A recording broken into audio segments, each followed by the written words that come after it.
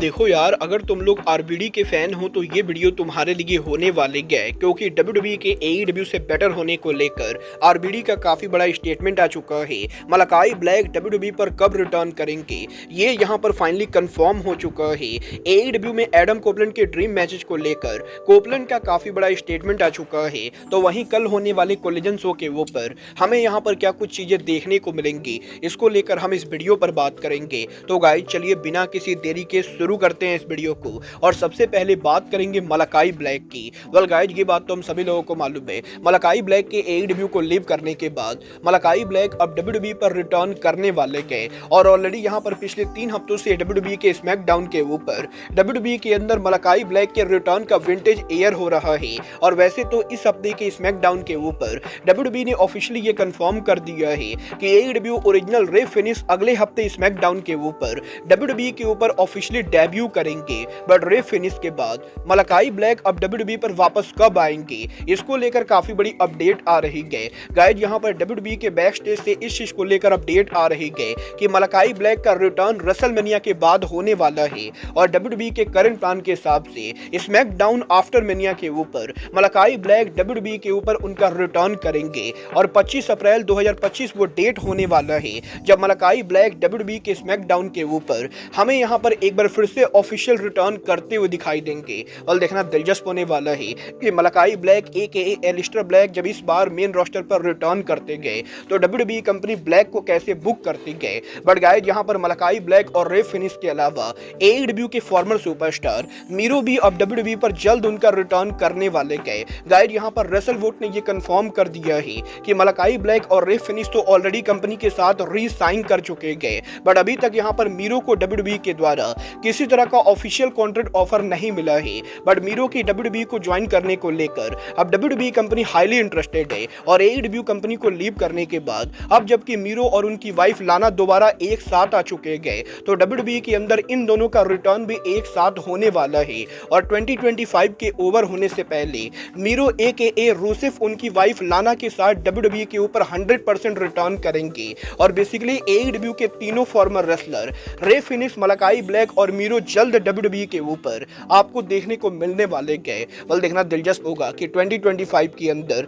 AEW के और कौन कौन से रेसलर डब्ल्यूडब्ल्यूई के ऊपर जाते गए। बट गाइस जहां तक बात रही एईडब्ल्यू और डब्ल्यूडब्ल्यूई की, तो गाइस यहीं अब एईडब्ल्यू के फॉर्मर सुपरस्टार आरबीडी ने इस हफ्ते उनके लेटेस्ट पॉडकास्ट के ऊपर एईडब्ल्यू और डब्ल्यूडब्ल्यूई को कंपेयर किया है। जहां पर आरबीडी ने इस हफ्ते उनके पॉडकास्ट के ऊपर एईडब्ल्यू के एक रिसेंट मैच को लेकर क्रिटिसिज्म जाहिर की। और आरबीडी का ये कहना है कि 2 हफ्तों पहले एईडब्ल्यू के टेलीविजन के ऊपर एडम कोपलैंड और जॉन मॉक्सली का जो वर्ल्ड टाइटल मैच हुआ था, उस मैच को देखने के बाद आरबीडी ये बिलीव करते गए कि एईडब्ल्यू कंपनी कभी भी डब्ल्यूडब्ल्यूई की बराबरी नहीं कर पाएगी और एईडब्ल्यू कंपनी कभी भी डब्ल्यूडब्ल्यूई के लेवल पर नहीं आएगी। क्योंकि यहाँ पर आरबीडी का ये कहना है कि कोपलैंड और मॉक्सली के वर्ल्ड टाइटल मैच के अंदर जिस तरीके से मॉक्सली के बैक के ऊपर कोपलैंड ने स्पाइक से अटैक किया था, वो यहाँ पर टेलीविजन के ऊपर बिल्कुल सूट नहीं किया। और आरबीडी ये बिलीव करते गए कि एक नॉर्मल टेलीवाइज रेसलिंग मैच के अंदर किसी रेसलर के बैक के ऊपर स्पाइक से अटैक करना किसी भी रेसलर के लिए बहुत ही ज्यादा डेंजरस हो सकता है। और अगर यहाँ पर एईडब्ल्यू कंपनी ऐसे ही टेलीवाइज शो के ऊपर ऐसी चीजें करती रहेगी तो वो दिन दूर नहीं गए जब एईडब्ल्यू को देखने कोई भी नहीं आएगा। क्योंकि यहाँ पर आरबीडी ये बिलीव करते गए कि मैचेस के अंदर ऐसी चीजें करना ये यहाँ पर रेसलिंग ना होकर बल्कि बहुत ही बेहुदा चीज है। और आरबीडी यहाँ पर ऐसी चीजों को बिल्कुल सपोर्ट नहीं करते गए। और आरबीडी का ये कहना है कि एईडब्ल्यू के अंदर इन्हीं सभी चीजों को देखने के बाद आरबीडी पर्सनली ये बिलीव करते गए कि वो एईडब्ल्यू के ऊपर हमेशा ही डब्ल्यूडब्ल्यूई को चूज करेंगे। क्योंकि डब्ल्यूडब्ल्यूई कंपनी ऐसी फालतू चीजें नहीं करती गए। और आरबीडी यहाँ पर एईडब्ल्यू के मुकाबले डब्ल्यूडब्ल्यूई के ऊपर रहना ज्यादा प्रीफर करेंगे। क्योंकि डब्ल्यूडब्ल्यूई के अंदर रेसलर सेफ रहते गए। और अगर यहाँ पर आरबीडी एईडब्ल्यू के ऊपर होती तो एईडब्ल्यू के ऊपर उनके लाइफ को डेंजर हो सकता था। और कुछ इस तरीके से रॉब वैन डैम के द्वारा एईडब्ल्यू कंपनी के ब्रूटल मैचेस को लेकर बुरी तरह से क्रिटिसिज्म सामने आया है। वह आरबीडी की क्रिटिसाइज करने के बाद डेफिनेटली सोशल मीडिया पर आरबीडी को काफी ज्यादा गालियां पड़ रही गए। क्योंकि आरबीडी खुद को ईसीडब्ल्यू ओरिजिनल रेसलर कहते गए। और ईसीडब्ल्यू के अंदर आरबीडी ने इससे काफी ज्यादा डेंजरस मैचेस रेसल किए हैं। और इसीलिए ईसीडब्ल्यू के रेसलर का ऐसे मैचेस को लेकर कंप्लेन करना कहीं से भी जस्टिफाइड नहीं गए। वाला आप यहाँ पर रॉब वैन डैम की बात से एग्री करते हो या नहीं, आप लोग मुझे कमेंट करके बताएंगे। बट गाइस चलिए फिलहाल आगे बढ़ते और बात करते हैं एईडब्ल्यू सुपरस्टार एडम कोपलैंड की। वेल गाइस इस इस हफ्ते एडम कोपलैंड के लेटेस्ट इंटरव्यू के ऊपर एडम कोपलैंड ने एईडब्ल्यू में उनके फ्यूचर प्लान को लेकर बात की, जहां पर कोपलैंड का ये कहना है कि वैसे तो एडम कोपलैंड की उम्र अब करीबन 50 की हो रही है, बट फिलहाल यहां पर कोपलैंड का रिटायर होने का कोई भी प्लान नहीं है, क्योंकि अब भी एईडब्ल्यू के अंदर ऐसे बहुत सारे रेसलर्स हैं जिनको यहां पर कोपलैंड फेस करना चाहते हैं और एडम कोपलैंड एईडब्ल्यू के अंदर आने वाले जनरेशन के रेसलर्स को बिल्ड करना चाहते हैं। और यहीं कोपलैंड से जब ये पूछा गया कि वो एईडब्ल्यू में किन किन रेसलर्स को ड्रीम मैच में फेस करना चाहेंगे, तो एडम कोपलैंड जवाब देकर ये कहते हैं कि एईडब्ल्यू के अंदर करंटली 7 ऐसे रेसलर्स हैं जिनको यहां पर कोपलैंड ड्रीम मैच के अंदर फेस करना चाहते हैं। और इस लिस्ट के अंदर एईडब्ल्यू के farmer world champion Samoa Joe है, एईडब्ल्यू के farmer world champion hangman Adam page है, एईडब्ल्यू के farmer world champion swerve Stickland है, एईडब्ल्यू सुपरस्टार जे वाइट है, एईडब्ल्यू सुपरस्टार काइल फ्लेचर है,